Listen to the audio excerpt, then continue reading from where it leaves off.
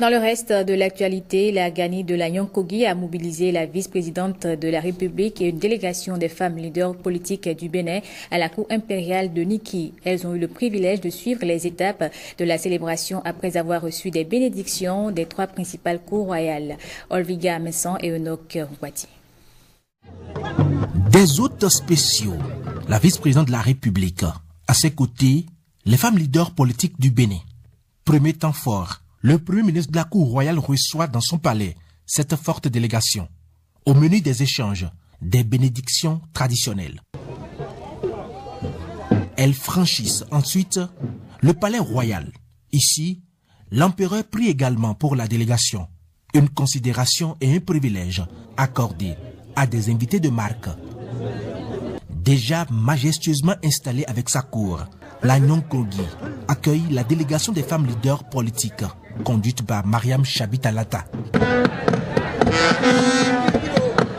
Moment tant entendu, les membres de la délégation suivent avec admiration la parade des cavaliers. Le passage des princes devant les tambours sacrés et des animations culturelles dans le cadre de la célébration de la Gani de la Nyankogi. Nous remercions le chef de l'État pour son amour pour la culture et la promotion des femmes. Que les mains de nos ancêtres veillent sur lui.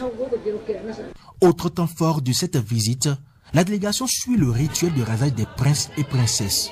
Un acte qui leur donne identité et honorabilité.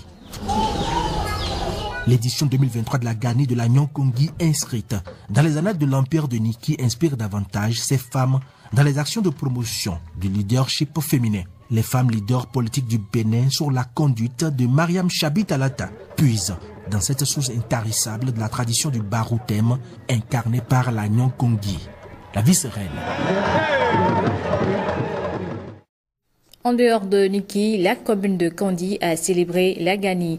Les Bariba, Peul, Dindi et Mokole étaient ce week-end aux côtés du roi Sakazibiri III pour le traditionnel parcours rituel. Patrick Ayadji et Jusqu'Aël Aïnan pour les temps forts.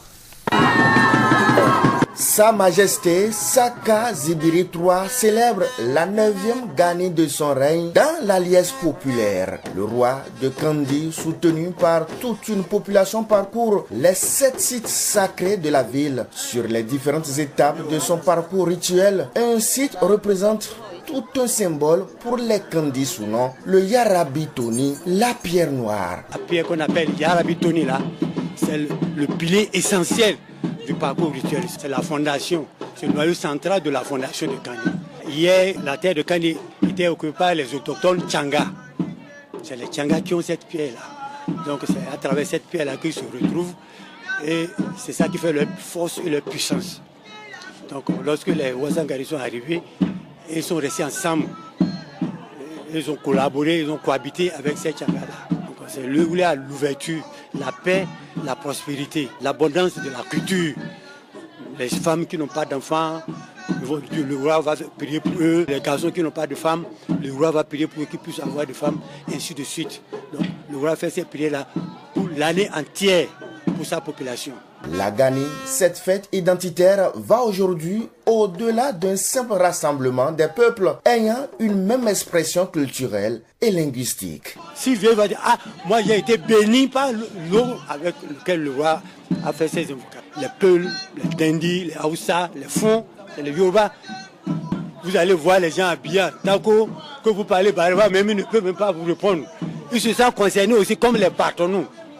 Je dis, c'est notre chose, parce que nous sommes à Kandi. La parade des chevaux à la place de la Gani devant une population en effervescence a été l'apothéose du Sonerou 2023 à Kandi.